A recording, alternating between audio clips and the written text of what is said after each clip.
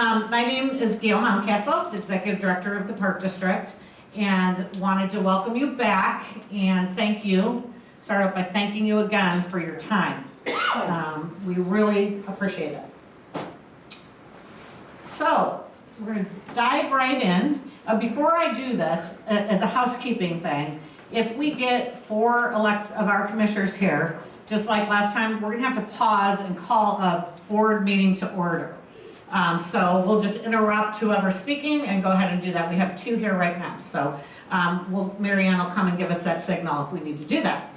So how can you help us? As a reminder, we just threw a lot of information at you on the first meeting. We're going to do that again, but it's going to be more interactive and fun and getting a lot of your input this evening. So we are at the point where, we've reviewed the background information with you.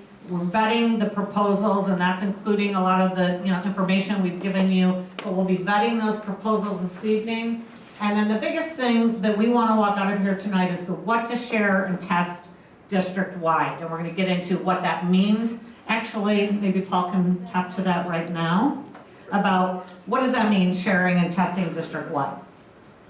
So as I mentioned at the first meeting, tonight, at the end of this meeting, you're going to say, here's what we think you should share and test as far as a proposal.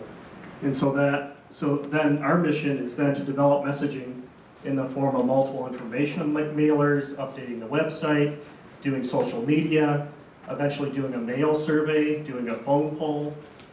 And things like the phone poll will actually ask a ballot question based on what your recommendations are and based on what the board approves to share and test. So that's why it's so important tonight. It's not a decision on what are the final recommendations, which happened at the final task force meeting, but tonight's about what should we share with the whole community, and then via a mail survey and phone poll and community meetings to get additional public input on that. So that's why tonight's meeting is really important, kind of dialing in what you want to see shared and tested.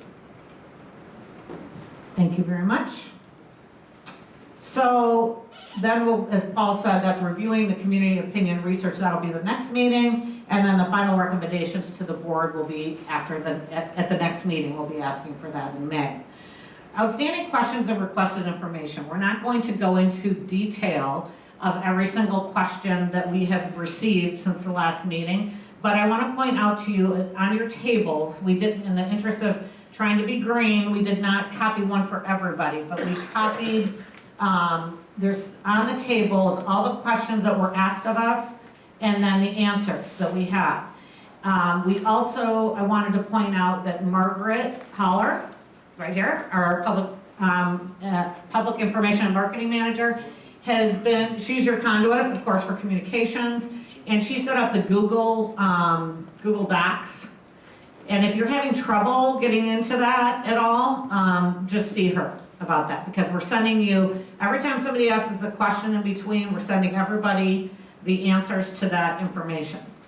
The other thing is we had the opportunity to do 2 tours, and I know several of you in the room participated in those, so we were happy to be able to show, and that said a lot to the people that were on those tours, I believe, about some of the back of the house and the issues that we're dealing with that you don't see in the rink. So we're going to also be in this time that we're going out to the public, we're going to be offering times for tours for the public or for the committee. So if you missed one and you'd like to do that, I think it was very beneficial to those of us that went on the tour. So in terms of your questions, we can't wait to answer all of your questions, and I'm sure there'll be many. I think a lot of them will be answered throughout the presentation from the architects and from our superintendent of finance about our financing options. But write them down as we're going because we want to answer everything. We want to, make sure we get all those questions answered. Here's the agenda. We're going to review in detail the Oakton Park proposal, and we'll have our architects go through that. The financing options, I just talked about that in the tax impact analysis to each homeowner. And then, again, what to share and test district-wide. We're going to turn it back to you, and we're going to have questions for you to work through. With that, I am going to turn it over to Terry Wolf, our Superintendent of Buildings and Grounds. Thank you. Thanks again, everybody, for showing up tonight again and giving us your time. I just want to do a quick recap of a lot of the information that we've covered so far, and just remind you about our planning efforts leading up to this. You know, we went through the process of identifying our highest priority needs. We talked about all those different means and methods that we've done that. All this information is again available in your binders for reference going forward. Then we kind of looked at, okay, we know what we need, what can we fit on this property within those needs? Because, you know, we have a large piece of property, but it has a lot of site constraints that we've talked about. It's an odd shape, it's got a grove of oak trees that we're interested in protecting. We've got, you know, other amenities and things like the driving range that we think are important part of the property overall. So then after that, we took a look at, you know, those financial implications, and what does this mean for the park district and for this facility long term? Can it be financially sustainable? Is it going to help take care of itself over time, or does it become a burden for the taxpayers? And that's something we really wanted to make sure that we're avoiding here. We've taken great lengths to get to that. So then after that, okay, these are all great options. Some of them had different, you know, long-term revenue projections and helped us with the pro forma. But what can we afford? We talked about our bonding capacity or borrowing capacity, and so how much could we get through? And we looked at a few different options that, while they were great and would produce a lot of revenue, we just couldn't afford to build that structure. So then that brings us to basically where we are right here today. And this is the committee that the board has approved, the task force, to continue on down this process. We're in the second meeting of that process, and we'll see you guys all again in May. So just as a recap, we did cover each one of these 8 different concepts at the last meeting. We went in detail through all the different parts and pieces of it. We talked about the pro forma and the construction costs for each one. And they all led to this option C1. And, you know, as we discussed, option C1 was really kind of the best balancing of all those different things that we talked about just a few slides ago, which is the needs of the community. How does it fit into the site? What are the financials related to that, and can we afford this? That brought us to what we feel was the best balance of that, was here to option C1. So again, nothing set in stone. We're at that point now where we're going to be asking you to look at this, talk about it amongst yourselves, and decide, how do we move forward? What are we going to share and test? To help us get through that, we've got Bob Igens and Lois Vitzel from White & Company, who are going to talk us through some of the details of the plan.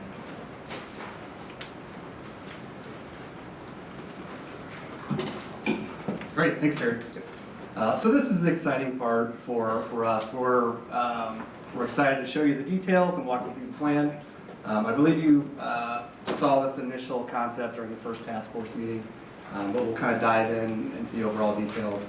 And the Lois will get into the details of the building.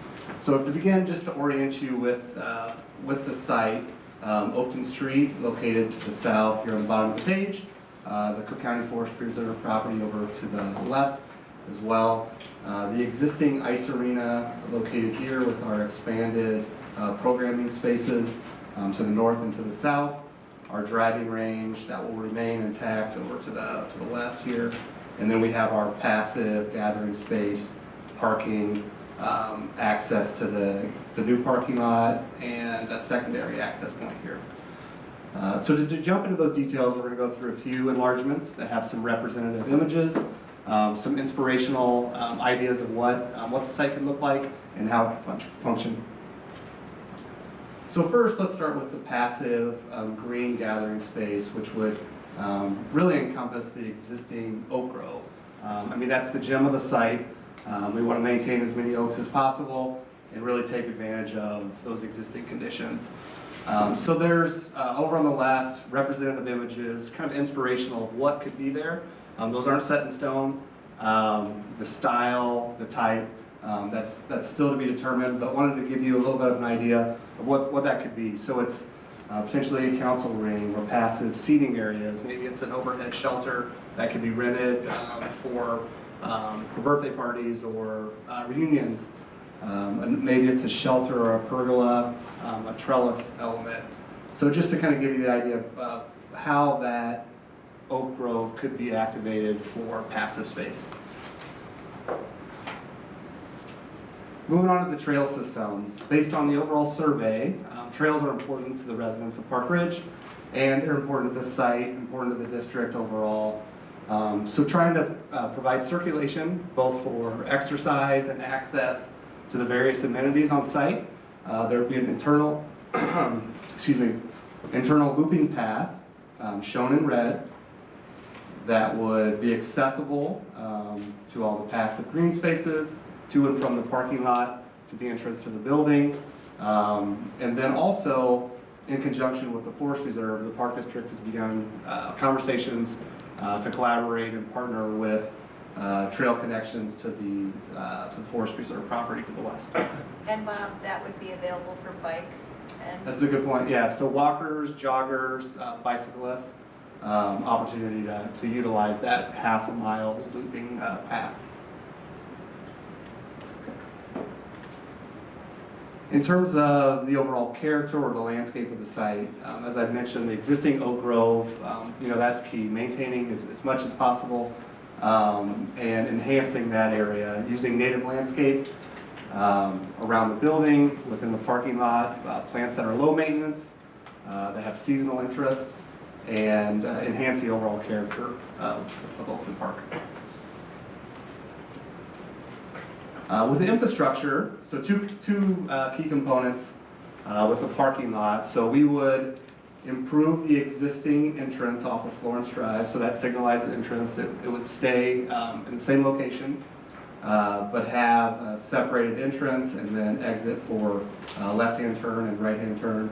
Having a secondary entrance aligned with Forest Avenue for a right-in, right-out. Then creating a centralized parking lot to the south of the building, and then to the west, this parking lot would feature asphalt paving for the main drive aisles, and then permeable paving for the parking stalls.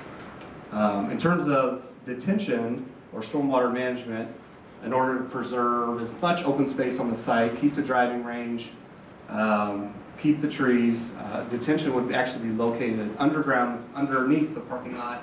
So there would be a series of large vaults or pipes that will capture and store rainwater during major rain events. Okay. And then in terms of the existing trees on site, we wanted to represent with this graphic the nearly 300 trees within the 17-acre property. The trees that would remain are identified in the blue dots, a little over 250 trees. Trees that have been identified as in poor condition or needed to be taken down by one of the specialists, an outside party. There's about 16, and those are represented in yellow. And the trees that would be removed to accommodate the construction of the parking lot and the expansion is approximately 32 trees, 16 of those being the oak trees. And then I'll bring up Lois Fitzale to talk a little bit about the building. Okay. Oh, stay away. Don't point at each other. Wow, that was like, Oh. did you see the arc? Yes, swim on? Okay. Any other question or any questions on the site before we do move in to the building details? Did you want to talk about the permeable pavers? Is that? I can't. Yeah, that's a good one. So let me go back 1, 2. So with the permeable pavers, those are represented in the red maroon color here in the parking lot, and then the gray represents the asphalt paving. So the permeable pavers would make up about 50% of the lot and could look something like this. So those would allow the rainwater to drain directly through the parking lot into the storm system, the detention underneath the parking lot. This would filter water and help with overall long-term maintenance and durability of the parking lot. How recent is the tree analysis for this? That was That just was- recently done in the past couple of Maybe weeks. repeat. Okay, the question was how long ago was the tree analysis done? And we actually went with an outside arborist consultant that went through and assessed all the trees on site, measured them, and studied them for their health and fitness. And that's, when you looked at the tree slide, those yellow or orange dots are shown, those trees are already, have been identified to be in disease and decline, and those will be removed whether we do this project or not. So that's what that 16 trees is represented. How wide is the path? So the path, it could be 8 to 10 feet, and that's actually reminds me of another point. Let me go back to the trail graphic. So in order to accommodate emergency access for fire trucks, this section of the path would be wider, probably 12 to 15, which would accommodate a fire truck to get all the way around the building, but then it would also serve as the walking path. Would the part of the path that crosses over the parking lot, would that be like delineated in some other way so cars would know that people might be walking? It would, yeah, so there would be a landscape island with an accessible route, so ADA tiles and striping for a crosswalk. Okay. Good question. Mhm. This might not be the right time to bring it up, but, I've driven on Oakton around 5:30 in the evening with the text there. Has there been any discussion around a traffic analysis, discussion about traffic patterns and rush hour, what kind of programming, or, Right, Oakton is an IDOT right away, so there will need to be a traffic study as a part of the permitting process for the access to Oakton.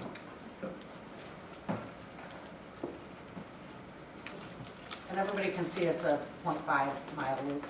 And then, as Bob said, we're working with the Forest Preserve District, and we're actually currently getting an analysis of those trees back there and where the best place would be to work a pathway around there. So we are working aggressively with them, and they've already given us approval to move forward to looking at this. We don't have costs, and those costs are not in the number that we've given you. So we're trying to work towards that to get there by the next meeting, is our goal.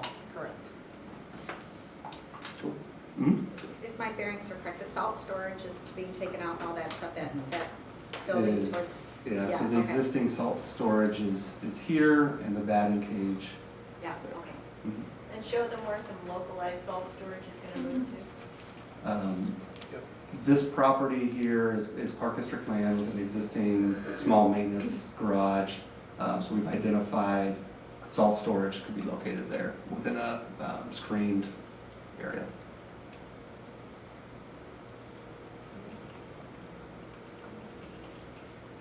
Okay.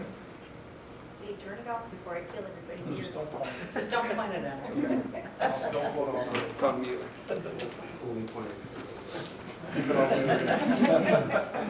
Okay, here goes.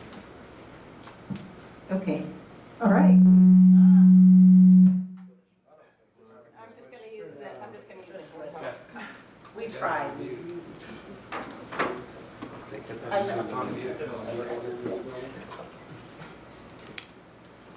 Does it go green? There it goes, okay, I'm on.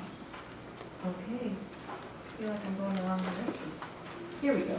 Okay, so the plan is turned to fit on the slide better, but, so it's not oriented the way you saw it on the site plan, but I'm going to take you through the architecture.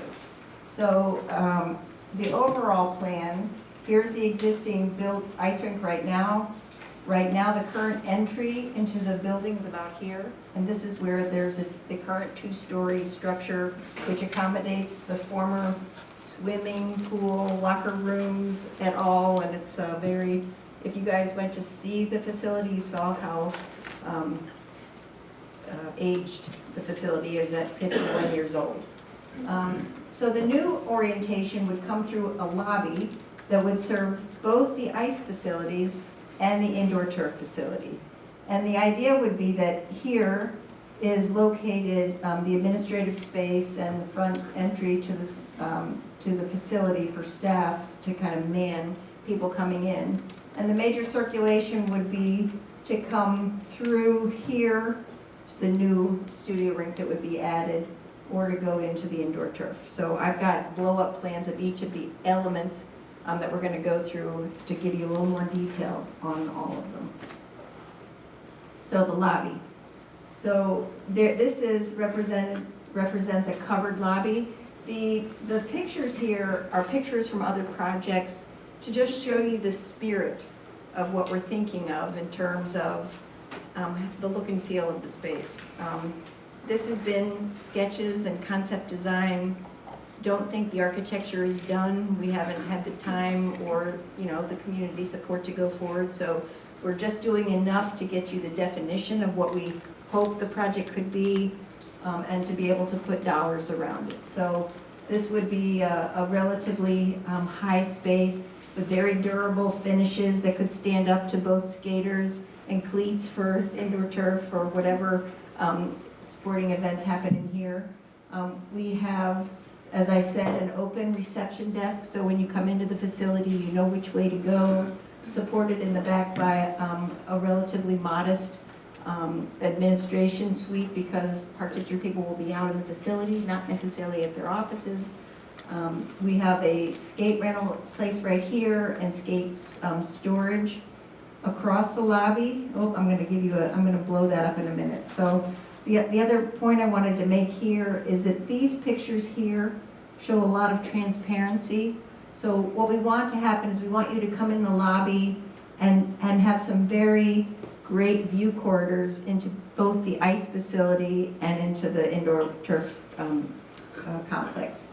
All right, so let me go to the next one.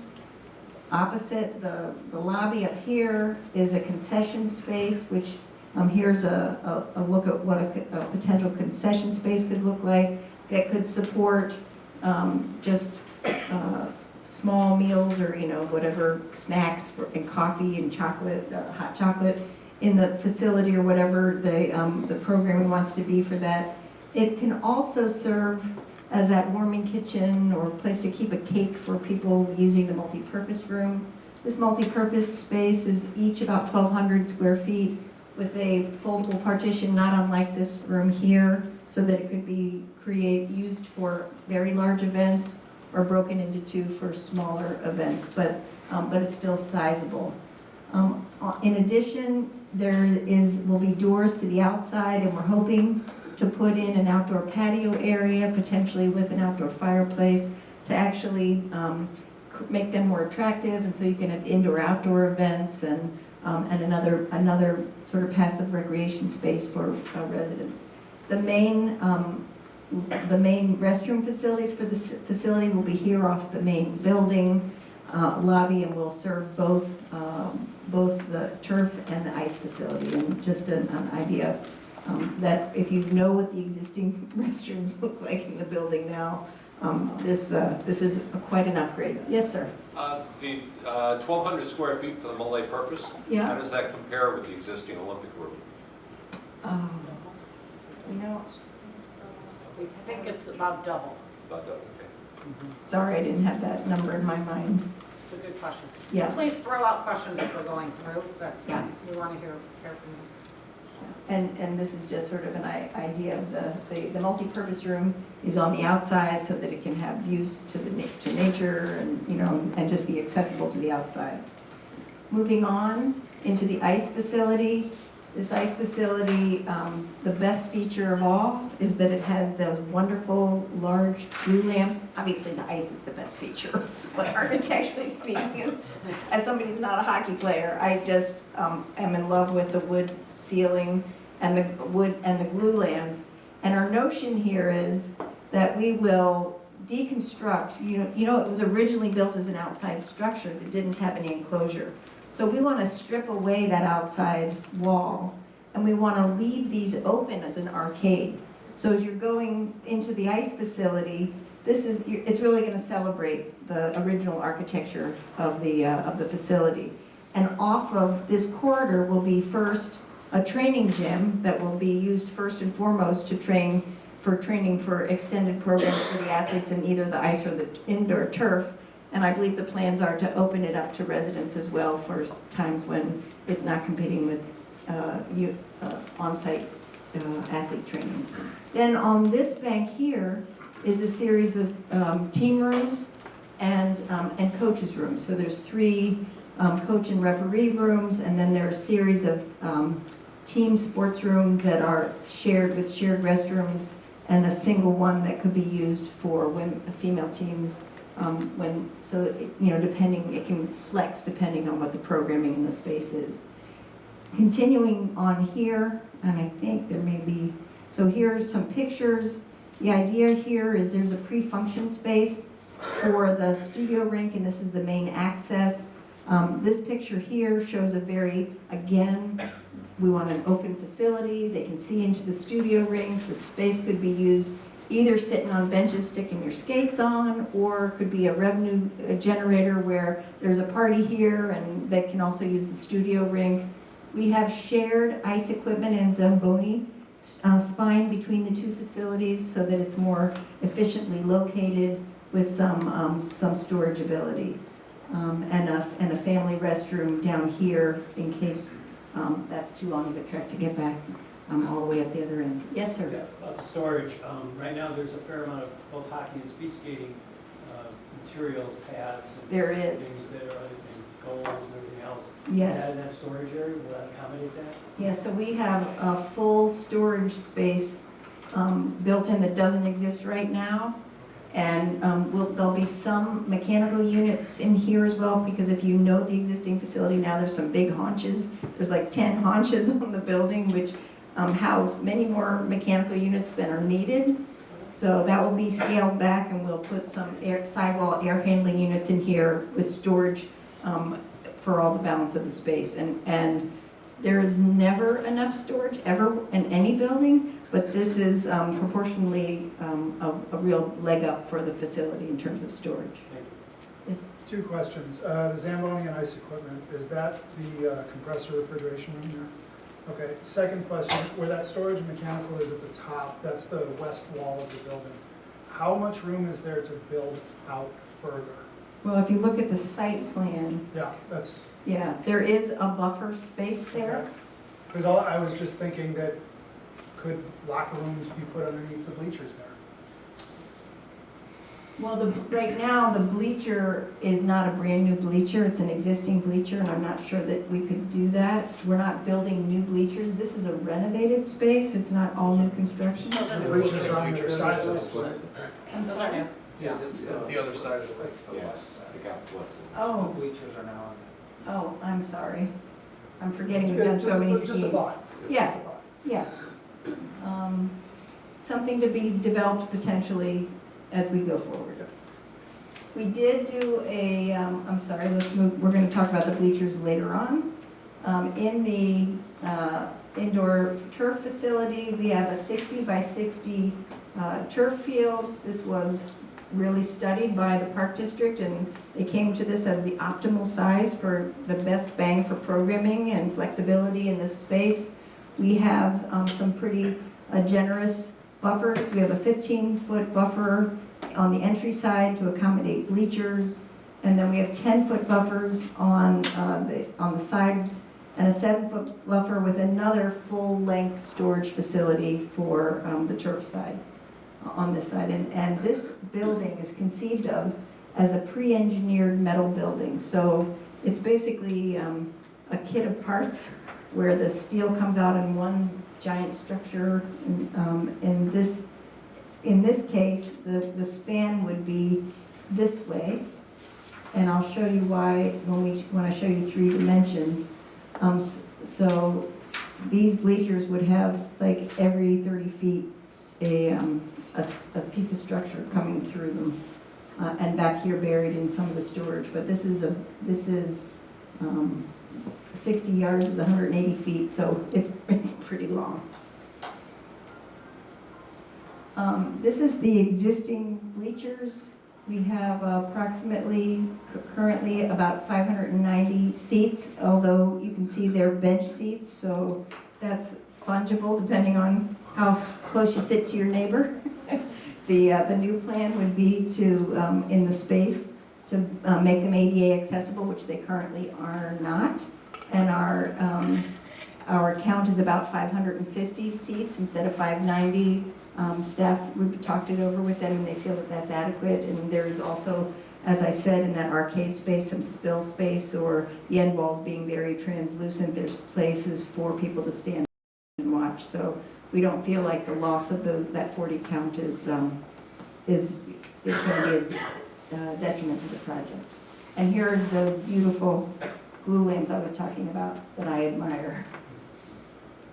So we're going to talk about sort of what this building could look like. Now, this is, again, really early design. We have grabbed some what we call inspiration images to just tell you what we're hoping to have.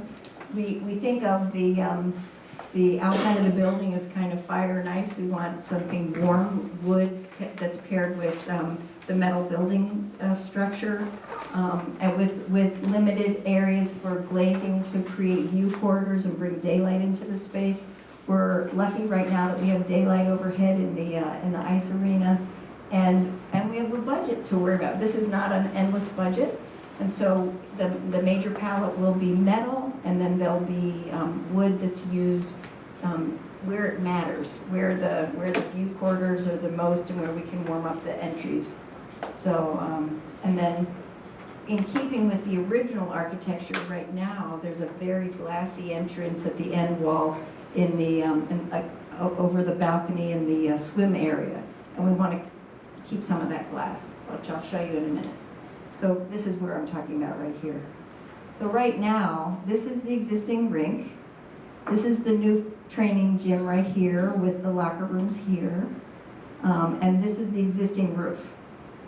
On the new studio rink, we want to honor that geometry, and the existing building actually has an extension right there that's in keeping within the same height as the existing building. We want to keep that because there's actually some glue lamps in the Olympia room that are beautiful and kind of in keeping with sustainability. We want to save that structure and have it be continuous so you can actually enjoy the architectural continuity of the existing ice rink and the studio rink. And then the lobby area is a flat roof space, and then this is the new turf facility, and here's a canopy that you'll see in another image. We actually studied the location, the direction of this gable for solar, which I'll talk to you about in a minute. So here are some, yes? If you go back a slide, please. On the studio rink, the rink is going east and west, correct? This way. What's the low point of the ceiling? Well, it would be the same height as the existing rink. Current? Yeah, so it's plenty high. Okay? Yeah. Yeah. What's the dimensions of the changing rooms? I don't know the exact dimensions, but I know that they're about 240 square feet each. So that's about a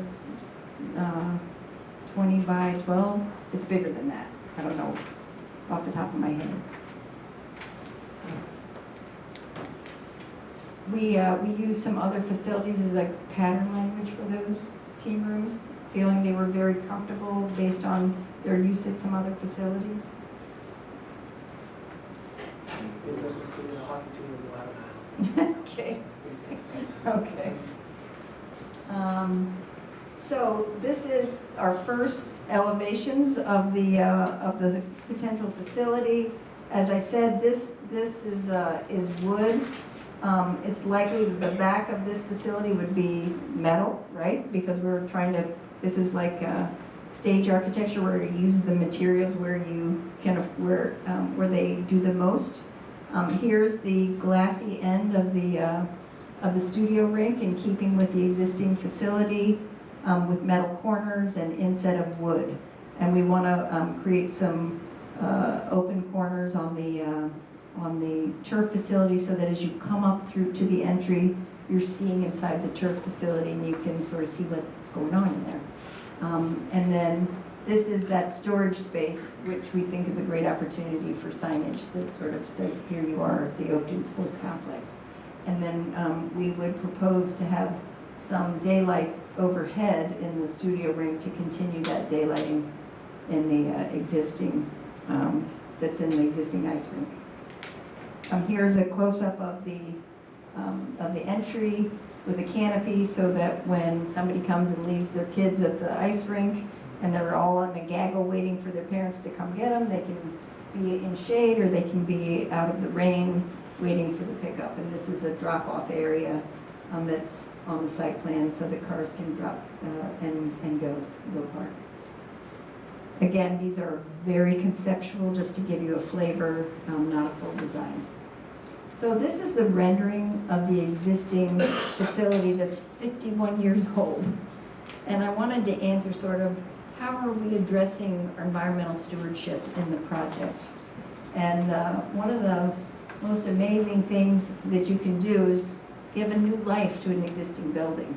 And the building is 50 years old, we want it to go another 50 years. And so by keeping the existing structure and renovating the ice and maintaining as much as we can, we're actually saving a lot of carbon. So we're all hearing about using clean energy as a way of getting at reducing carbon, but there's another form of carbon that's called embodied carbon.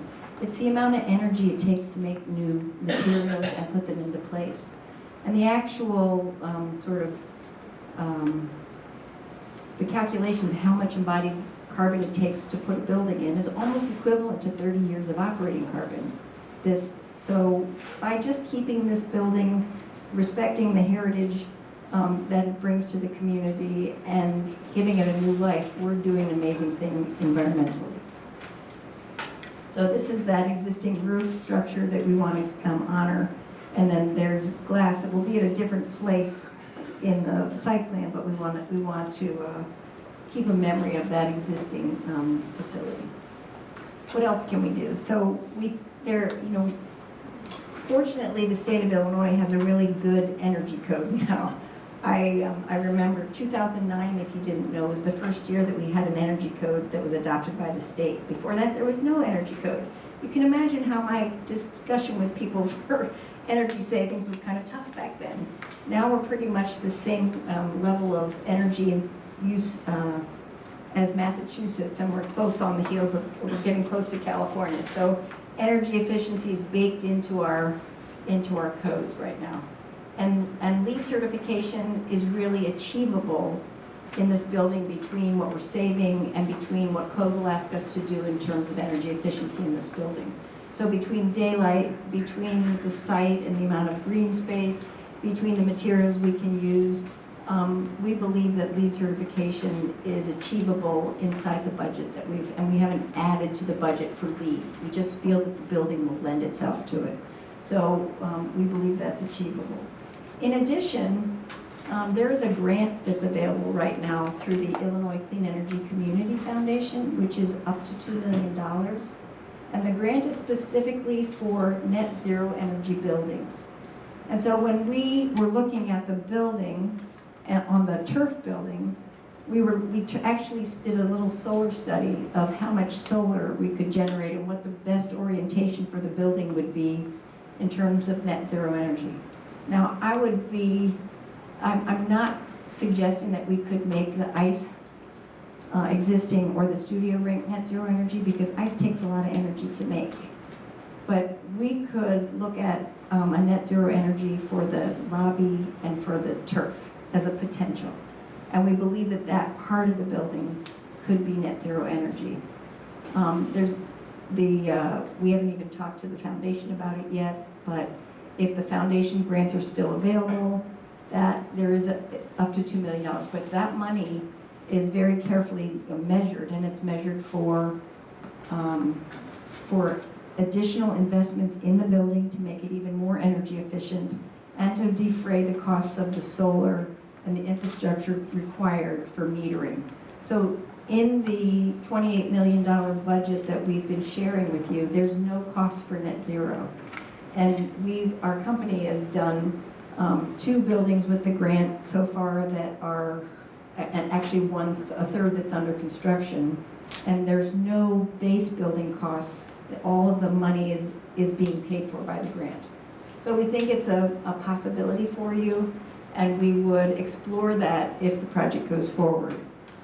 They love solid projects that have funding, so until we know the projects that go, it doesn't make sense to talk to them.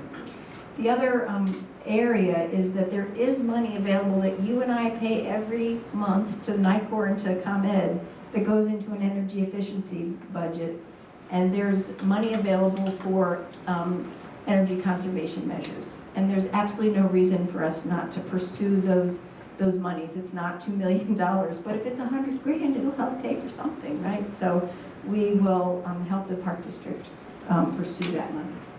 Now, while we're on the talk of money and where to find money, I'm not sure, but you should know that the Park District pursued a grant through the Park Grant, which is up to $2.5 million.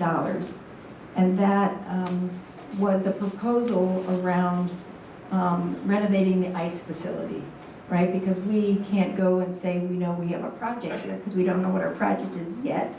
But so the grant cycle was such that it was due in January.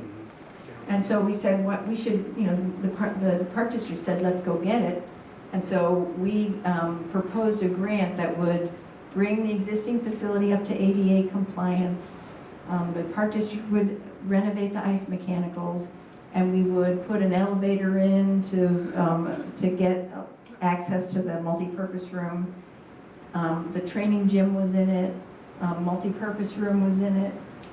So the notion is that if the Park District, now it's a competitive grant cycle, and we didn't know what the future holds, so if the grant comes due, then there will be $2.5 million to use somewhere else. And the proposal that we sent to Springfield is for certain facilities, it's not for the architecture. So because we said we'll renovate the existing building, and we'll give new locker rooms, and we'll give team rooms, and we'll provide multi-purpose rooms, the Springfield doesn't care if it's in the existing building or it's someplace else. So that money can be used towards referendum, towards this scheme.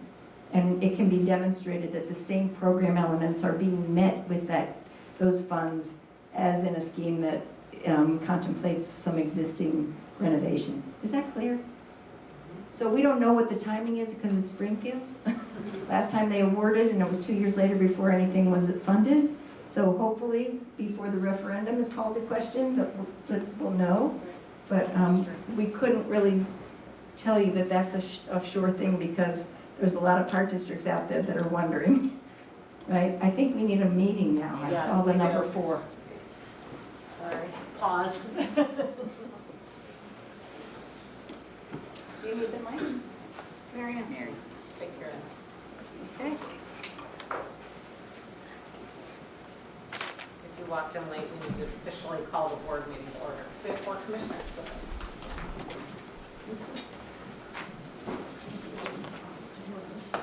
Yeah, I apologize. I'm in from Rosemont with the baseball team, so I apologize for being late. So No excuse.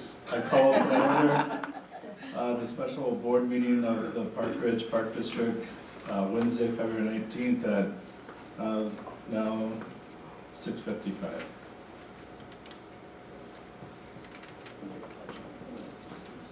We're just going to do roll call. Commissioner Coyne, Here. Commissioner Grau, Commissioner Leduc, Here. Commissioner Leach, Commissioner O'Donnell, Here. Commissioner Tunnell, Here. Commissioner Harrington.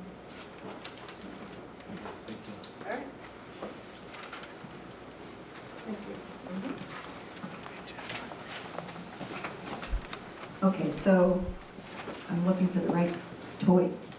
Okay, so also the development of the walking trails and that half-mile loop. When we talk about sustainability, we talk about healthy and high-performing facilities and spaces, and just the creating that as an amenity for the residents, bringing people into nature, right? That really is one of the attributes that we think is a very sustainable part of the project, and just saving those trees. In addition, you heard that we were taking out 16 oaks to make room for the building and maybe some other species. This is a project that we designed and built, a nature center in Bolingbrook, and we were actually renovating, giving new life to a oak savanna at that site in Bolingbrook. And we actually went with our structural engineer, and we had them tag the trees that were the right diameter and the right species that could be used as structure. And so all the trees that were taken down were actually, that were suitable for use, were stockpiled, and we brought in a local miller, and they stripped all the wood of the bark, and they kiln dried the wood, and we actually used it for structure in a portion of the building. And then a whole bunch of it was milled for the railings in the building, for the treads on the stairs, for the trim on the walls, and it was, so we think that there's opportunities to do that again here, so that that wood isn't just going away, it's just going to transform itself and have a memory inside the facility, and maybe for some of the siding on the outside, we don't know yet, but we just think that instead of just saying we're taking down the trees, they'll be moved and mulched, or somebody's firewood, we hope that they find a new life in part of this facility. So, is there questions about any of that? Yes? So I understand that you said that if the Park District were going to go after LEED certification, there would be no additional costs, or you think the costs are already factored in? I think that most of the costs are factored in. We have to get a commissioning agent, there is some costs for registration, but they're so minor, we believe that we can. The building will be without additional cost when we bring it up. Right, Is that safe? correct. Correct. Correct. When you were talking about the bleachers, are you reusing the existing bleachers, or are you building new bleachers? Because they do have to move to the, it looks like they're going to Right, be then we're on the gonna other side. rebuild them. I got confused because in the park grant, we were keeping them in place, so it's my bad, because we've been through a lot of different schemes, so we are putting new bleachers in. Okay. Sorry about that. After the last meeting, I looked up some stuff about net zero ice rinks, and there's one in Vermont they're trying to build, and using like waste heat recovery to like heat the water and do some of the space heating. Has that already been We haven't considered here? vetted gone that idea. far down. Right. It's like an old like they were doing that in the early 90s. But yeah, it is efficient because there's a lot of waste. coming Yeah, out. from the refrigeration system, yeah. This is Craig Pulte, he's with our construction group at White. In case you're wondering who that guy is on the calendar. Any other questions? Okay, we'll go into the next part. Thank you, Lois. Hi, again, I'm Sandra DeAngelis, Superintendent of Finance. So again, thanks to White for those exciting plans. It's really, to me, exciting to see what this proposed plan might look like. So then I'm here to tell you now how the heck are we going to pay for that, and what is it going to mean to you as a taxpayer and to the district as a whole. So when we met last time, we talked about our constraints operationally, how we finance our capital needs throughout the district within our operational capacity, with the bonds that we can issue on a limited basis, and that this project we would anticipate being a referendum question. And what does that mean? Is that we'd be asking the voters to approve that we issue the bonds to finance this project. So the project C1, the price tag on that, we've shown you is $28 million. When we talked about our capital asset replacement program, we identified we have about $3 million projected for the ice rink mechanicals. So we've subtracted that out here to say that we'd be talking about issuing $25 million in bonds. Now, Lois mentioned some of these grant opportunities. If we're successful with the park grant, that could reduce the number further, or we could increase the project, or if we had some donations, or somebody came up with some naming rights. These are things that could change the size of the project, but based on the $28 million and what we've planned for in our capital asset replacement plan, we're projecting a $25 million referendum. The model is showing we could repay it over 25 years, we could repay it over 20 years. There's different ways to structure it, and that would change this analysis slightly. So what do all these numbers mean? And how is it going to impact you as a taxpayer? So when you get your property tax bill, there's a market value. So if the median value of homes in Park Ridge is $427,000, based on the community survey from the most recent census.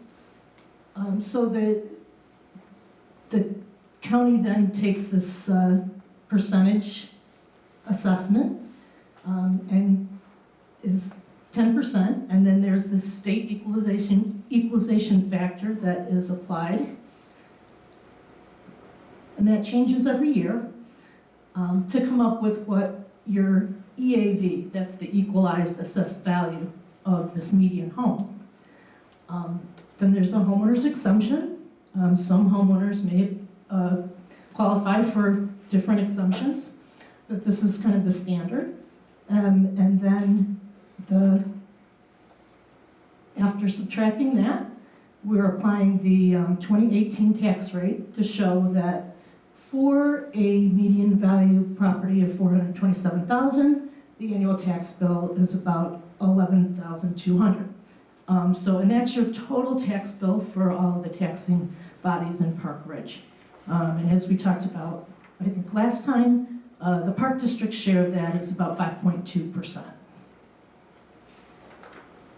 So when we look at how much this debt would be on top of that, if we're repaying it over 25 years, and we'll show you what the debt profile looks like a little later, that it would be about $92 in addition annually, and that comes out to about $8 a month.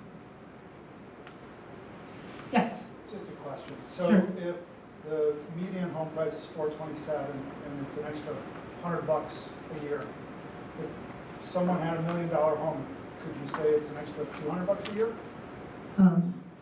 Approximately, yeah. Approximately? Okay, all right. Yes? What rate on the bonds are you using? I have to go back and review what the assumption was.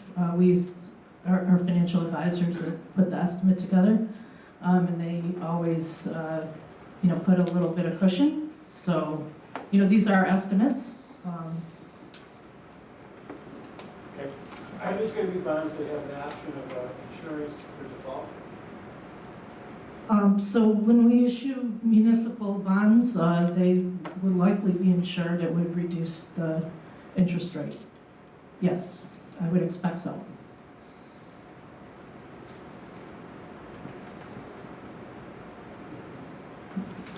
Did you have another question on that, or? No, they're more appealing if they're insured, but I don't know. I don't expect Park Ridge to default, but.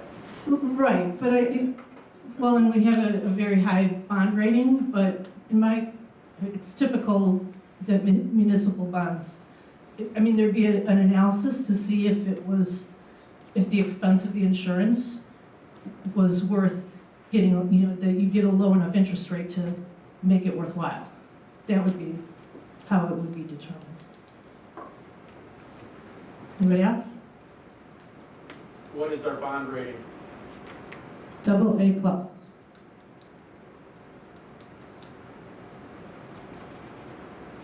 Okay, so we talked about, can we afford this? What is our capacity?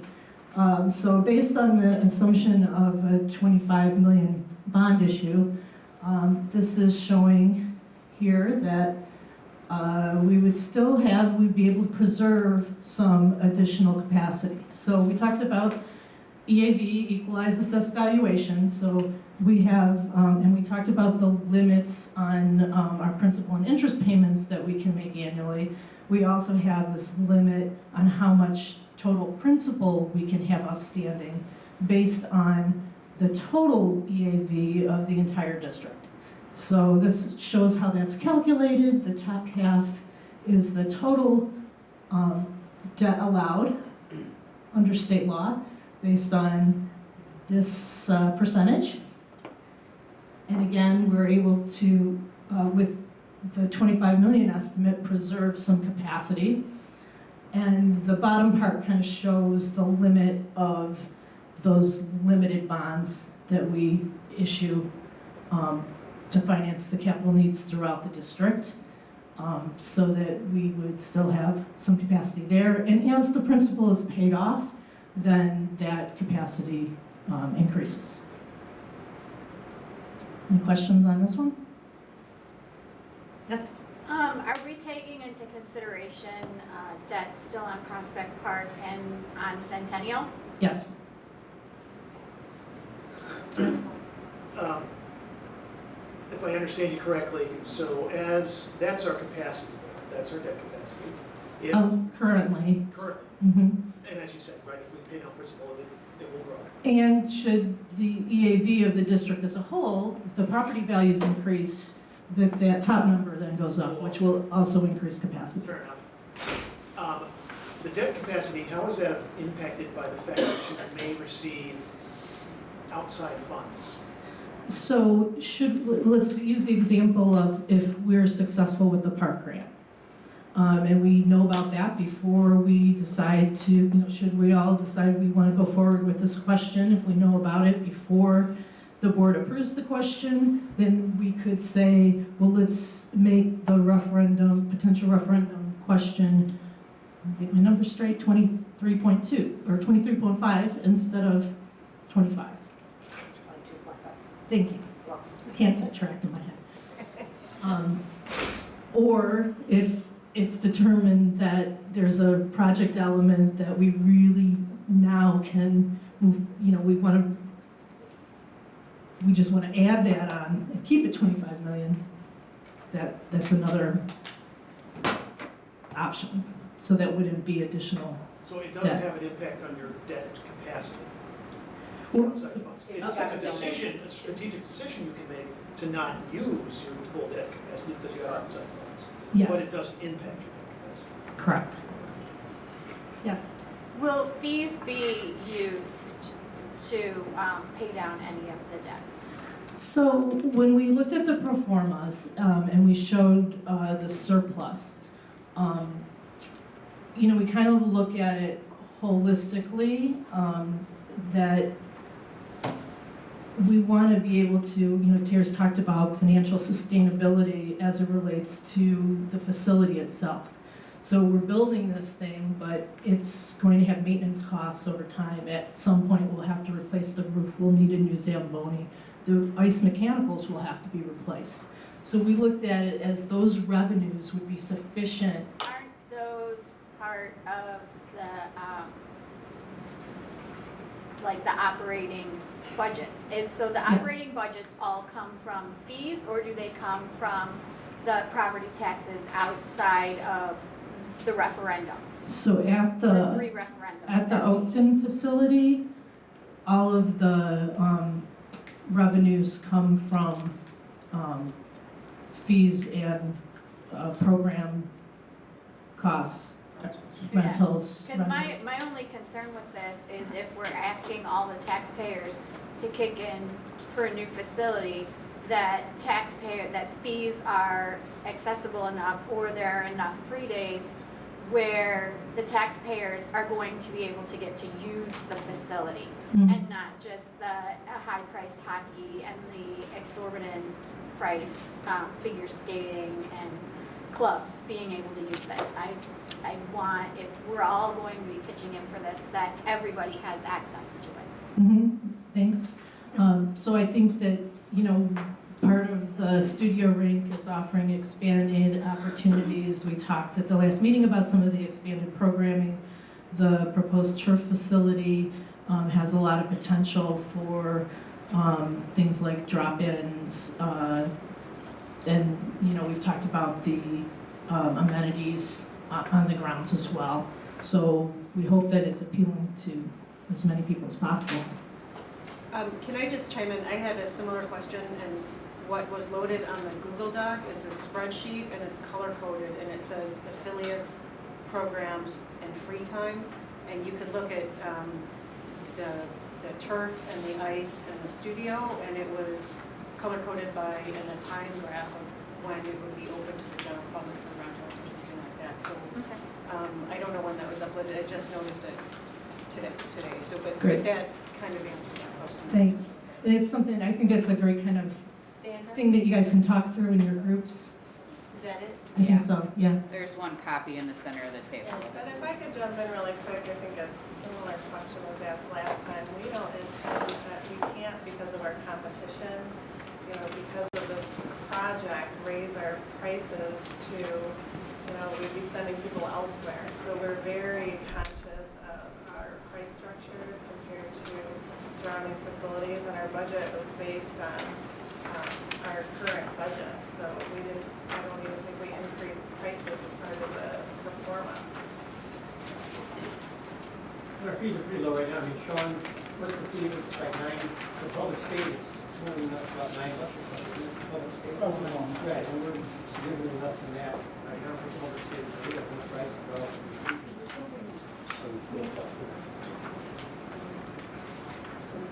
Thanks for all the great comments. I have one more picture to show you all about the finances, the debt.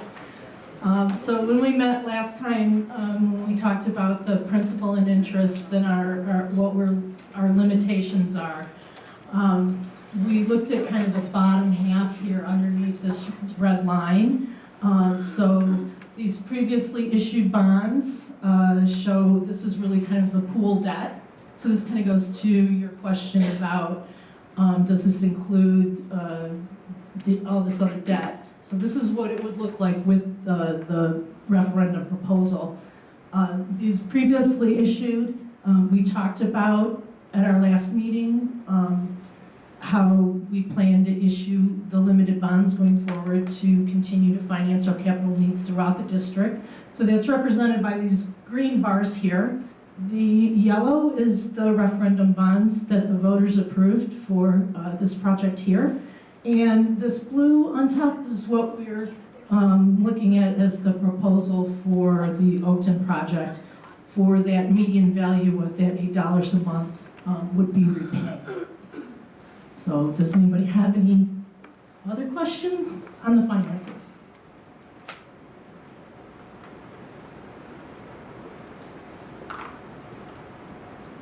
Okay. Here's the question. So with that, I'm going to, oh, I'm sorry. Yes. I'm not a finance guy. It's okay. But, so it looks to me like over the next 25 years, are there any other large projects that you guys want to do? I mean, do you guys forecast anything else? Because that would certainly affect, what you have available in regards to this, right? So, I mean, we do have, some large maintenance needs that we do project going forward, which again, we intend to cover by the kind of the green down here.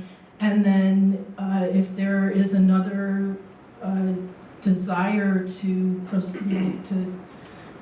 look at another large project that would require the voters to approve it, again, we have some limited capacity in 2021, but as the principal is repaid and hopefully the EAV grows, there would be additional capacity for that. But again, that would be another question to the voters. Yeah, and I think, just to kind of expand on that a little bit, one thing we've been doing, and I talked about a little bit last time, is we've been chipping away at these older buildings, right? Main Park was one, the Centennial Pool was very vulnerable, we took care of that, right? So we feel that we're in a pretty good position in terms of our vulnerability of, something that would just go down. Now, that's knocking on wood, right? We have South Park, we've talked about master planning that park, but that facility we've had evaluated, and that's structurally sound, right? And the indoor pool, we're working through now. We've got some ventilation issues going on there, and we're working through those with money that's in the green, and we're comfortable we've had that analyzed. So that would have been the other vulnerable area. And correct me if there's anything else, because I think this is kind of it, right? Because we've moved around to all of our other big facilities. And you're seeing an opportunity that came available some years back. Here, exactly. Right. I don't think there's gonna be another one of those coming along. You know, unless something happens with the country club, or, you know. I can't think of one either, but you just never know, right? But in terms of our current assets, we feel pretty good. Again, anything can happen at any time, but we feel like we're in a pretty good position, and we have coverage, also insurance coverage for a lot of stuff too. On that, what about Hinkley? Hinkley Park, are you talking, or Hinkley Pool? The pool. That pool is, we've had that evaluated, and. Yeah, the pool itself was renovated, I believe in the 90s. The building itself had an addition put on probably around the same time. There was an older building that was built in the 20s, the initial like main structure, but you know, it's in a position where we continually maintain it. We haven't really done any like studies or analysis to see if we have a need for a rebuild or expansion, but as far as its structure, it's structurally sound, it's in good shape, so. There's a lot of ideas for new things, and that's a different story, right? But we try to handle some of that in the green lines, yes. Is there something that happens in 2034 that changes the projected debt service payment for Oakton? Because I would Very good catch. I would expect when Prospect Park goes away that chart would drop. So there's a couple things going on here. Oh, he's talking about the yellow. Yeah. Okay, not my, Sorry, yeah. miss, and if you look real closely, I was in a hurry and missed a couple years here, but be that as it may. So there are different ways to structure this, right? We could have it drop down, and then what it'll end up doing is that because we have more out here in the back, it will, we would actually need to have more up here in the front. So then that $92 is maybe more like $100. Okay, so those are the kind of things that, you know, we can look at. We can look at doing 20 years instead of 25 years. And again, that's going to increase that annual amount a little bit. This is kind of the lowest impact, but we do have other options. Does that help? That's scary. Has anybody looked at how much of the spend of the 25 million will not last 25 years? Yes. Terry, isn't that what we looked at when we... Like a compressor or? Yeah, so part of the pro formas that we've done, sorry, we covered this a bit at the last meeting, but that's okay. So the pro formas that we've done, what we looked at was, we also did a long-term capital replacement, and so we looked at when the roofs need to be replaced, or if the carpeting, for example, in year 12, we're going to have a dollar amount, what's that going to cost? And we aged those out with assumptions for inflation, and we looked at where we would be after about 25 years, and how does the building look overall, and that's when we talk about with the sustainable pro forma that the net revenues from the facility we anticipate will cover a lot of those needs for capital replacements over the course of the 25 years that we looked at, so. And beyond. And beyond, yeah. Thanks, Terry. Anybody else? Okay, with that, I'm going to turn it over to Paul, who's going to lead you through the process. Okay, so before we jump into small groups, are there any questions with regard to the architect, finance person, etc.? You ready to dive in? Okay, don't look so excited. All right, so what we're going to do is, as I mentioned before, this is not the final recommendation. We're trying to figure out what to share and test with the community. My job is to try and develop messaging that's going to be sent out district-wide and then to test it. And so tonight, that's what we're trying to figure out. Ideally, we identify one single proposal, I'm hoping, rather than 2 or 3. Know that we'll be able to test parts of the package in the mail survey and the phone poll. So it's not like we're just testing one overall part. We'll test, the ice rink. We'll test the new ice rink. We'll test the turf field, etc. We don't need a consensus when you break into small groups. I'm gonna have you two guys actually join that group, if that's possible. And I want you to be totally honest tonight. So if you have certain concerns, voice it now, right? We don't want this 3 months from now. We want to hear it now. If you're concerned about the tax impact, you're concerned about whatever, we want to kind of vet it right now, especially early on before we share and test this. So I realize that they did a bunch of homework, but so what, right? Now rubber hits the road in terms of trying to figure out, right, does this thing have a chance or not? And if it doesn't have a chance, we want to know why you think it doesn't have a chance. As far as consensus, my mom sent me this a long time ago. I thought that was kind of humorous. But the definition of consensus is that I'm hoping at the end that everybody agrees and says, yeah, let's go for this particular proposal, whatever that might be, that we come up with at the end. So in your small groups, pick a note taker, and then pick a spokesperson. Again, when we report back, I would like you to keep your notes because we would like to have those notes after this meeting. And if there are people that, two people say, I don't like the plan, blah, blah, blah, we want to know that. Okay, if the other three agree, et cetera, so it's not a consensus, and we just want to know exactly what the whole table is saying. The beauty is that we promised you to get out of here at 8:30, and it's rare that I ever have that much time to do this, but. We said 9? Oh, geez. Okay. Everybody looks tired though, so I want to get you out early. We're going to take a half hour on these questions, okay? And if after a half hour you're like, there's no way, we need more time, fine, we'll just keep going. We'll get some cookies, whatever. But let's shoot for a half hour, and then we'll report back, and here are the questions. So you have them in front of you at your table, but. So number 1, should the Park District put anything on the ballot? Are they crazy putting something on the ballot? Right? Some people say yes, some people say no. But that's the first question. So, should PRPD proceed in sharing and testing district-wide a proposal to address improvements at Oakton Park? Okay, so this question is, should they share and test this proposal? Second question, should the C1 concept be shared and tested in its current form or be modified in some way before proceeding? Okay. Third question, what parts of the project, if any, will resonate with district residents? What resonates with you? What do you, and when you think about your neighbors and your friends, et cetera, and your family, what will resonate? And then what if anything, won't resonate? What do you think is there a red herring in this project? I've seen them before. Is there something that's not gonna pull well, et cetera? And then lastly, even though you didn't have any financing questions, I can't believe it, because there's usually about 15 minutes of financing questions.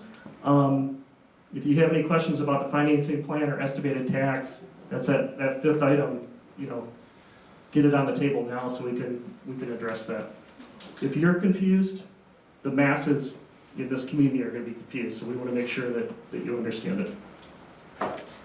So we're going to leave that up on the screen so that as you're going through those questions, you can refer back as to what the heck was C1 again. These are all the parts. Yes?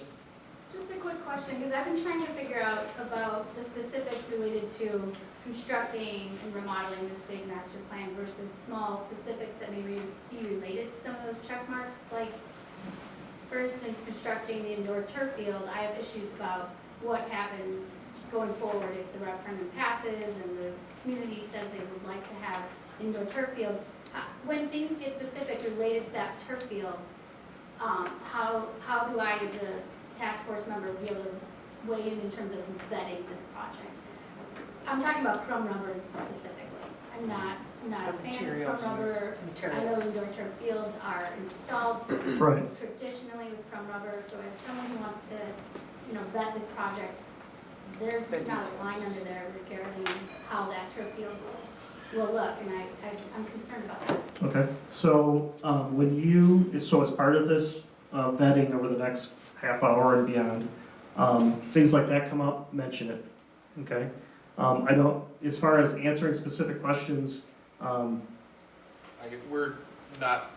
We're not considering crumb rubber, so we're also looking at alternative options for infill or potentially infill-less indoor turf options. So as we're working forward with White on those design processes or those construction details, that'll be something that we're talking about.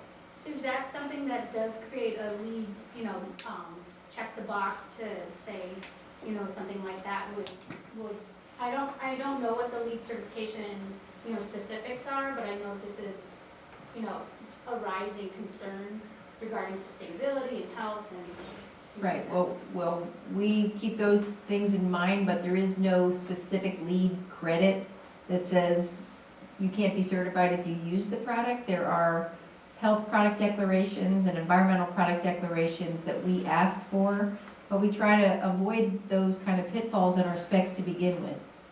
So it's not a specific, there is no, but, and we also keep health and wellness in mind, so. So if I'm hearing correctly, those specs come after Yes. this test? Yes.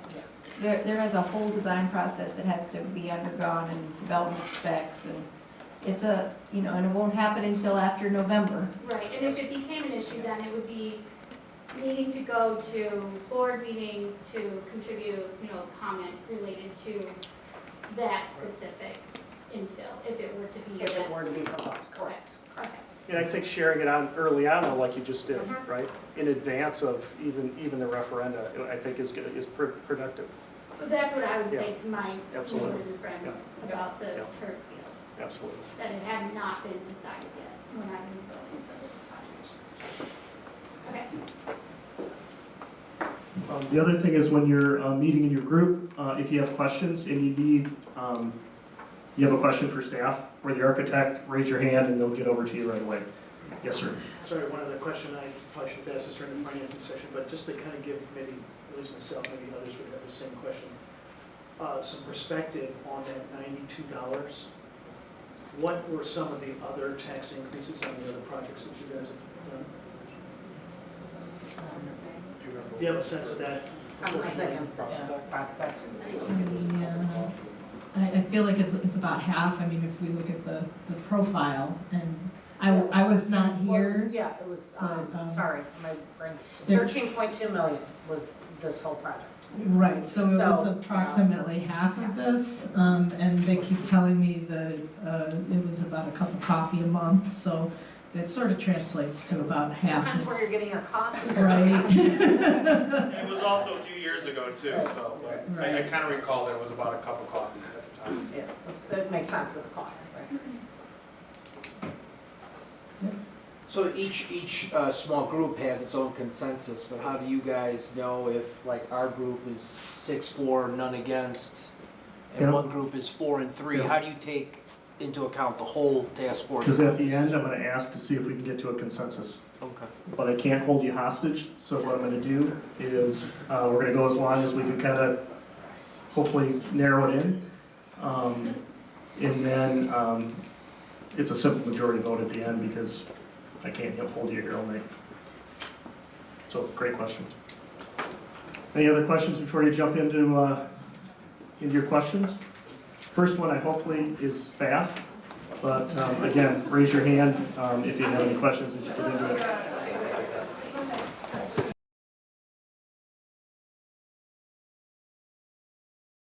And so, what's happening here is the team as a whole is going to listen carefully because they're going to help me figure out what is that final C1 that you want to test.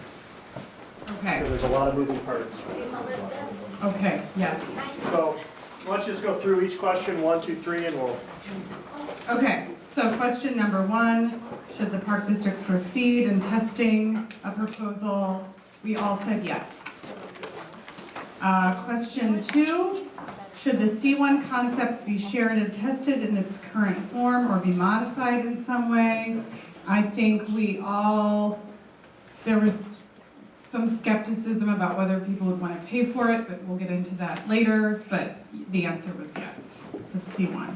We appreciated the level of effort that's been done in the planning thus far. What parts of the project will resonate with district residents? We pretty much said everything. Walking paths, the energy efficiency, sustainability, stormwater, the environmental parts of it were appealing to multiple folks. including myself, of course. Appearance, the structure, the facility's in pretty bad shape and just, it'll look so much better, and the impression it'll give to others as they visit or pass by the structure. The second sheet of ice, the studio, turf, there's a big demand for turf, turf field, the connection to the Des Plaines River Trail, the potential connection to the Des Plaines River Trail. It could potentially, if done right, this park could be a destination for people coming off the trail who are coming, there aren't that many places to go immediately adjacent to the trail. The outdoor spaces, both the passive space within the grove as well as the deck, and then the fact that multiple affiliates could be using the facility as a whole. So pretty much the whole shebang. Number 4, what parts of the project will not resonate with district residents? Obviously, there's some overlap. ICE supports a smaller demographic than some of the other facilities that have been redone in recent memory. So some people may not be super pumped about redoing an ice rink if you don't go to the ice rink. The same may apply potentially to the indoor turf field. There's going to be folks who say we don't need that, we can just use grass. And then potentially cutting down trees, some folks could be sensitive to that. Number 5, any further questions or concerns about the financial plan and estimated tax impact? We talked about that some folks might have referendum fatigue. I've lived here for 6 years, and since that time we've had the Prospect Park referendum, the library referendum, and the District 207 referendum, and people, certain segments of the population might say enough. But then we also in that discussion talked about the fact that just redoing the rink and getting it up to snuff, just the rink alone, would be $13 to $15 million, and for another $10 million you're serving a much broader demographic than would be served by the rink alone. So we talked about that on the finances side. Anything I missed from my lovely group? Okay. Who's next? Who wants to go after that, huh? Such a good summarizer. You've set the bar. No, so she's going to keep me honest because she's got more detailed notes. But for question 1, in terms of should a proposal be put forward, it was 6-0 in our group to put it forward, put something forward. Question number 2, I'd say it was 4 people were for a C1 option, and 2 people felt that maybe a more modest proposal focusing just on the rink would be the one they'd be more enthusiastic about.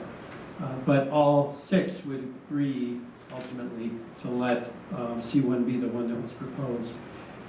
The tweaks in that would be maybe try to think of more indoor walking space more formally, rather than just have it be you can walk down the hallway. Because other rinks like Evanston, I sent me a picture, has some wonderful walking paths indoor that can be used. For question 3, Mike had to leave early, but he had a lot of good points on what will resonate. Having local options instead of having to travel to other park districts, more options, obviously with the field, more nighttime activities, increased property values, party options for people, and then I think we didn't talk about it that much, but we all feel good about the environmental consciousness that's being factored in here, and I think that will resonate with people. What won't resonate would pretty much be the non-users, like you said, a referendum fatigue. And then we didn't have any additional questions for number 5. So. Laura? One of the things that came up several times is how tying the needs assessment back to, explaining this, how if this goes forward, tying the needs assessment to the decision-making process. And to also bring in one of the concerns that was discussed here is how there are large parts of the community, and particularly elderly and folks who won't be so interested in this facility, and how do you make it more appealing to them? I did share something in the folder. I wanted to make sure everyone here knew, because that was one of the concerns I raised right before we got into our small groups. But one of the studies I put in there. I wanted to make sure people who are going to look at the shared folder take a look at that. It doesn't apply to tonight's conversation, but I wanted to make that public. Okay, I guess our table's next. Some overlap with the prior table. So our first question, we had 5 people here.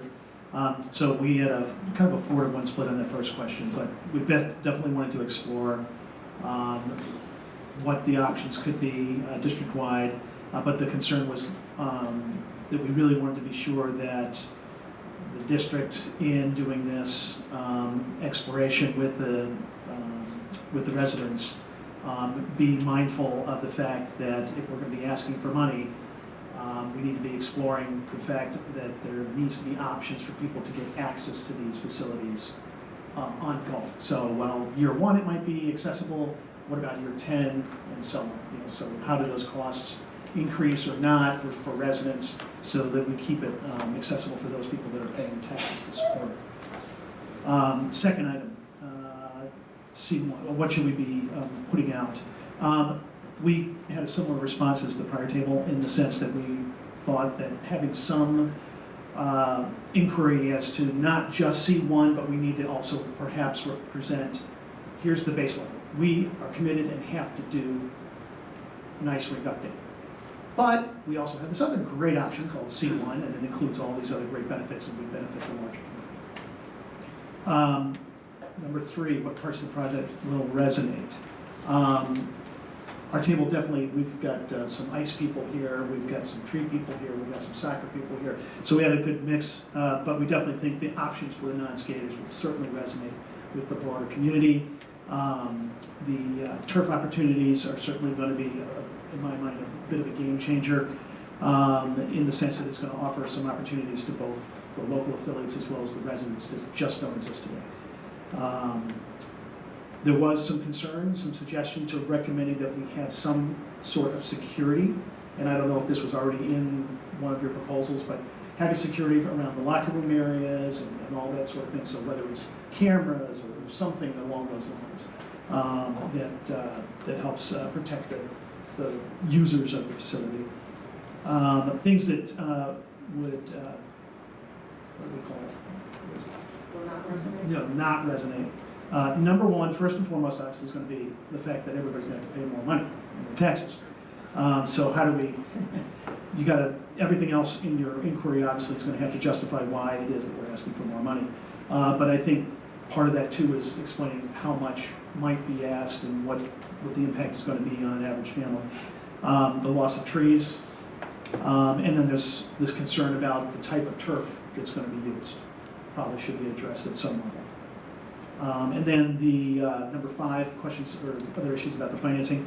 One thing that came up is wanting to make sure that in the planning process, from a financing perspective, that sufficient buffer or funds are projected so that you don't max out at 28 million, you're actually projecting maybe 26, leaving yourself 2 million just in case you have cost overruns or what have you, so that all these great, lovely little finishes with the wood and everything else, we have money to do that.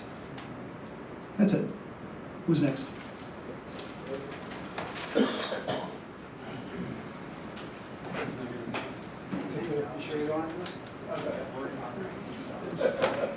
Okay, so, excuse me, we went a little bit outside the box here. So we started off just with a few concerns.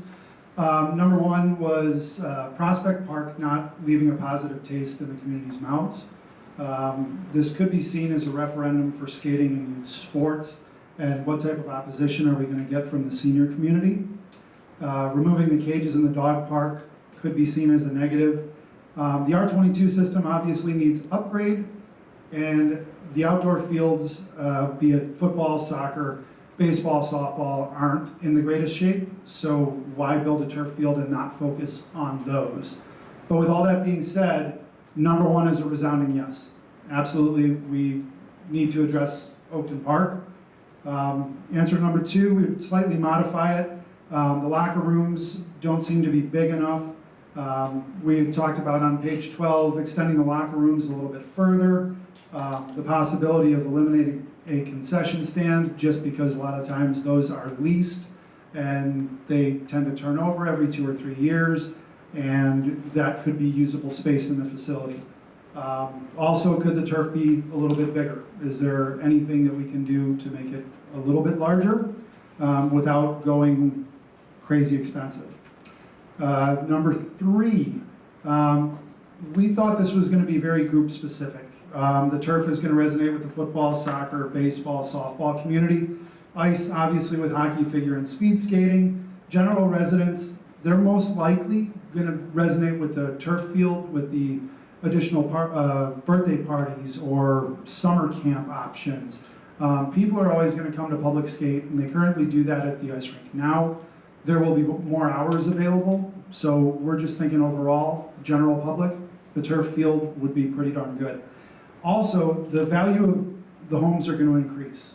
By building a facility like this, it's going to bring people to our area, and your home values are going to increase when you decide to sell. Number 4, the price, what will not resonate. The price point for the field rentals with turf compared to what goes on in Rosemont, compared to what we're proposing here. Can we do a little bit better there?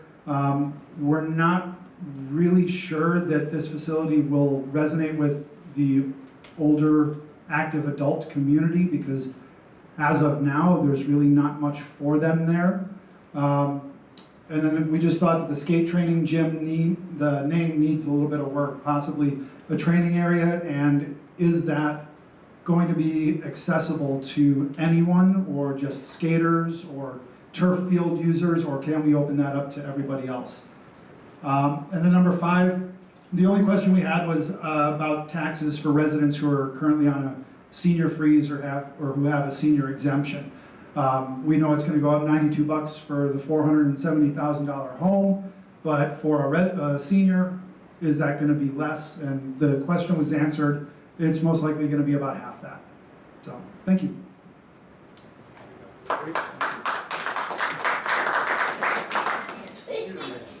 So I was doing tally marks. One person does now want to put this on the ballot, right? We don't have we almost have a consensus, but it seems like there was one outlier when we said, should this be on the ballot? And I think that your table, right? There's one outlier. In the format that it would be a C1 only. In the format that it would be C1 only. So, who was the one person that doesn't? Okay, no, it's fine. No, there's no secrets here. Because I want you to be happy when you leave, right? If in fact we do proceed and test this thing. So in its current form, you don't feel comfortable sharing and testing it. I think that, that there should be option A and option B, if that makes sense. There should be an option A and Like, if you're gonna present it to the community, I think that it would be, like, the offer, show them the bare bones, Okay. and then the C1. Absolutely. So, Instead of just saying, look at this gorgeous facility you can have for $92. Right, absolutely. So in the polling, we actually may test that, right? A downscaled version. When the person says no or undecided, then we talk about kind of this bare bones approach and the lower tax impact. So we might actually get data on that, just so you know. All right, now you're in consensus. Okay. Yes. You may want to go the other way. Right. Make this the bare bones. Right. And then offer something to the entire community as Cadillac. But you can alienate the people who resent having to pay taxes and who are referendum out. The biggest challenge is just that they're bumping up against that bonding capacity. And so let's say that you had another 3 million, so you could totally stretched it to 30. What would you add? Oh, I can spend $3 million.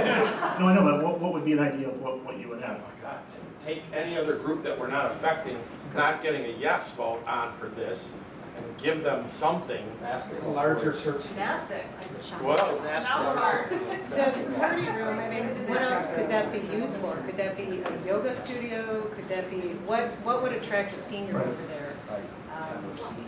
I mean, the seniors have an activity center, but could that multi-purpose room be a yoga studio or a, There are no language class? facilities for traditionally female sports, like gymnastics. So that would also be a good option. I'm gonna go here and then here. I'm a little, based on, I talk real loud. If I was pointed out correctly, the demographics of age groups in our materials, it's about 11% of the community is 75 and older. I appreciate the senior citizens, but the vast majority of people in the community have kids. It is true. It is true. And guys, we live in Park Ridge, and I know things are expensive, but it's $92 a day for a $477,000 home. A year. A year. $92. $92 to have an incredible facility. $92, and the senior citizens, who are a much smaller group, are going to get only half of that. But you also have people who have adult children who are not necessarily senior citizens, kids who are in college who aren't going to be using the facility. Right, and they will now Their have, parents aren't going to use the facility. and they will now have a home in Park Ridge that, instead of maybe appreciating at 5 to 10%, will appreciate at 10 to 15%, because one of the biggest reasons people come to a community, schools being one, community Park District facilities being another. And But only if the Park District facilities are accessible. In all of the research I've done, the communities with higher property values are the ones with accessible park districts in the research that I've done on this.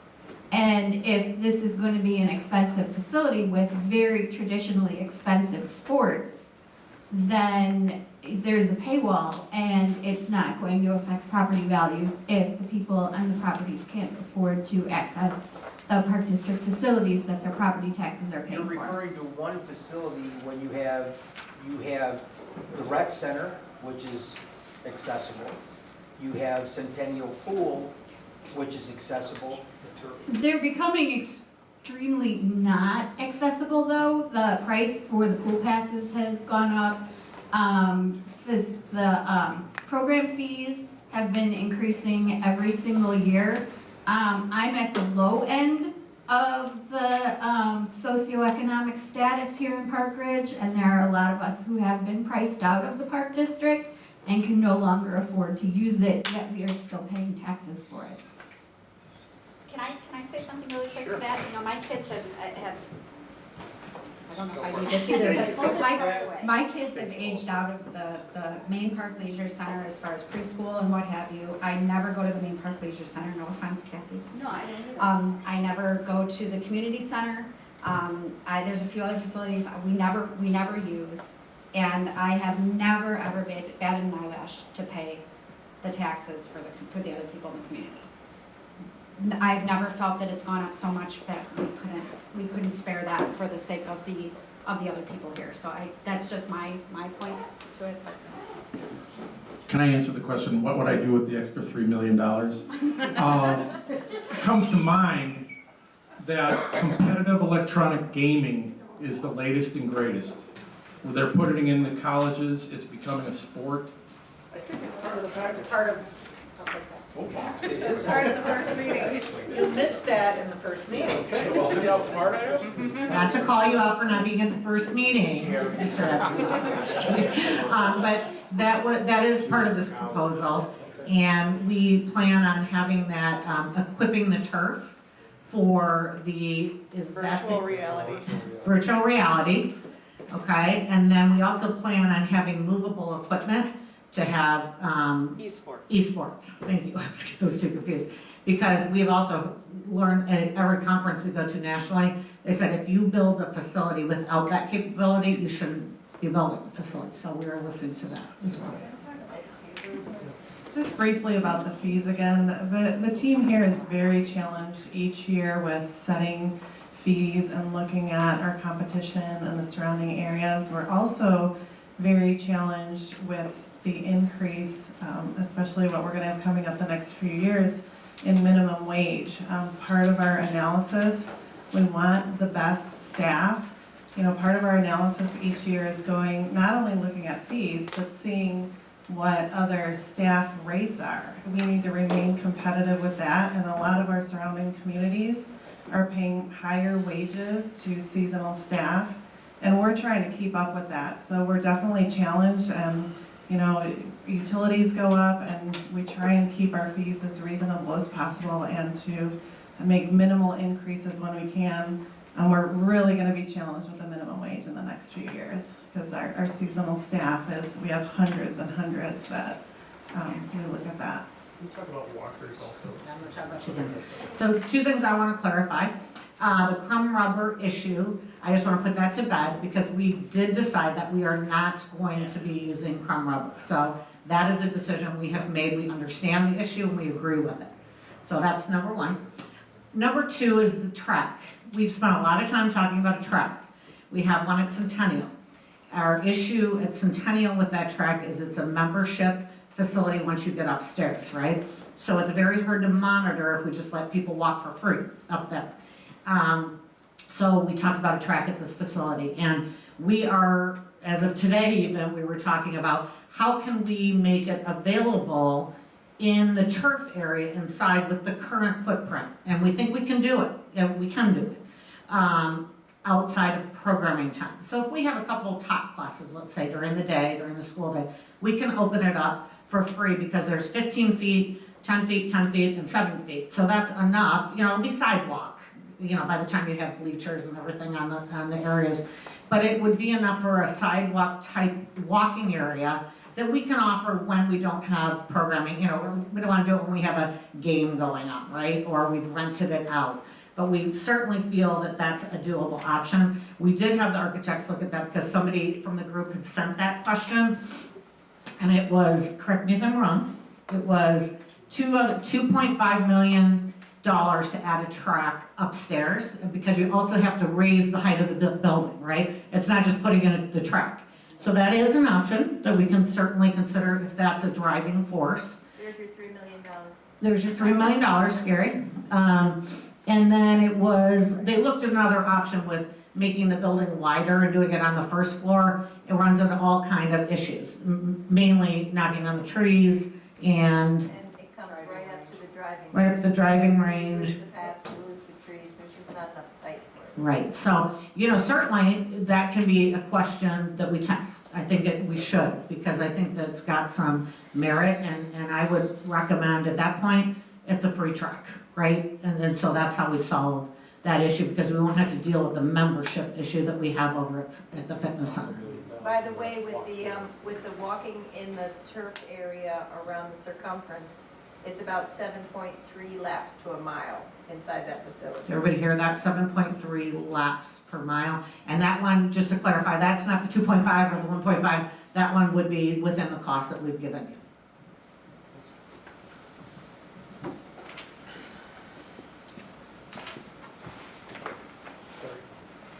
I forgot what I wanted to say. Two things. When I talked about the needs assessment earlier, I kind of misspoke, but there was some discussion at our table about whether or not 440 respondents was really truly representative of our community of 35,000. How confident are we that what we've designed, this great big project, is what the community wants from 400 people and a couple of, maybe community meetings? And that's a concern of mine and has been for a long time. The other, I would back Kathy up in that there was a lot of discussion at our table too about this big project versus what's really needed there. And there's no question that that ice rink is desperately in need of renovation. And I think there's strong support, certainly here at our table for that. But there was some discussion about what's really needed and how did this project get so big? And does it reflect the needs of the community or the desires of the community? So I just wanted to bring that up. Yeah, we'll address you on the rest So of the confidence rating? Yeah. I was just told I don't need one. The survey with 440 responses for our community size is a confidence rating of 95%.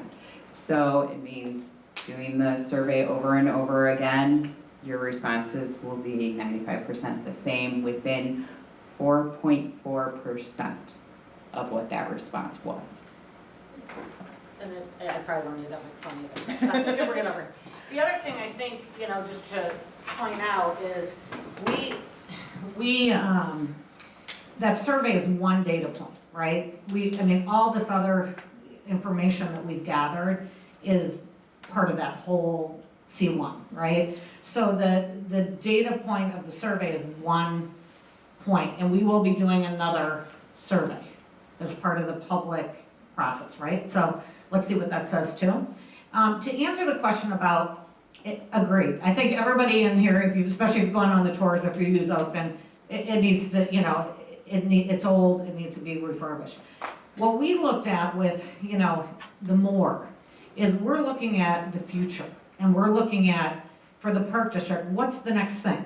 What is it that we need to keep these surplus, I don't want to call it surplus, these revenues where they're at, so we can keep putting them back into, other ideas that come up, or other capital needs of the district. So we could stay stagnant, and maybe that's what we'll decide to do, right? So that's where we were going with the turf. What is it? And to go back to the prospect referendum, that's all we heard. Why aren't we doing turf? Why aren't we doing indoor turf? And we take to heart the condition of the facilities that was brought up, and the outdoor, the outdoor fields, but they're challenging in our environment, right? Very challenging in the Midwest. We all saw what happened last spring, the rain, and we can always do better. But the indoor turf for this kind of a climate, what we like about it and where we came to is the diversity. And in 5 years, we should know what's coming up, the esports and all these things. But trends change. With a turf facility, you're not running into that because it can be used for any sport, that happens to be big at the time. So it's very versatile. So that's where we came to that.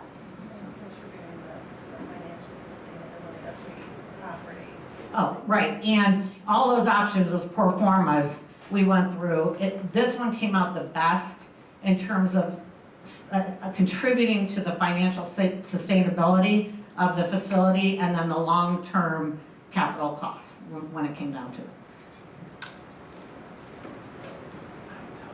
Any other questions? Yes?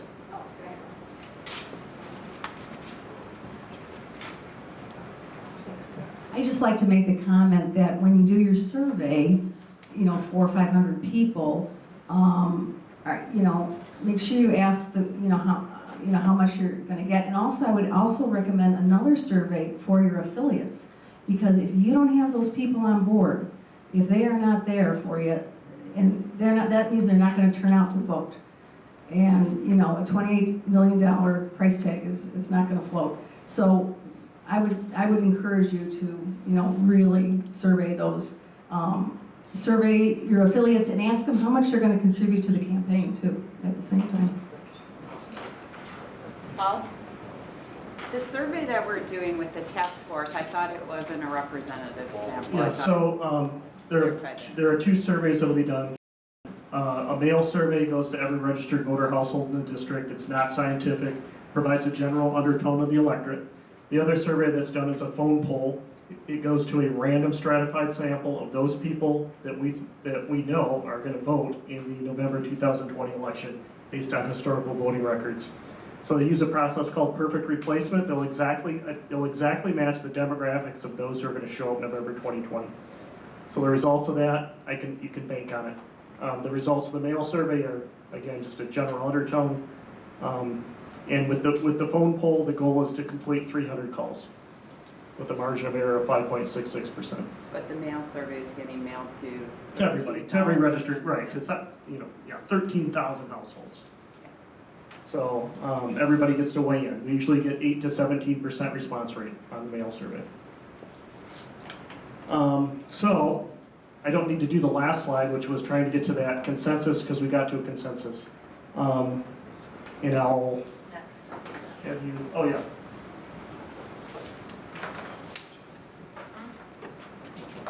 So basically, next steps, as I mentioned, we'll do a couple, we're gonna do a letter to every registered voter household, a newsletter to every registered voter household, website update, public meetings.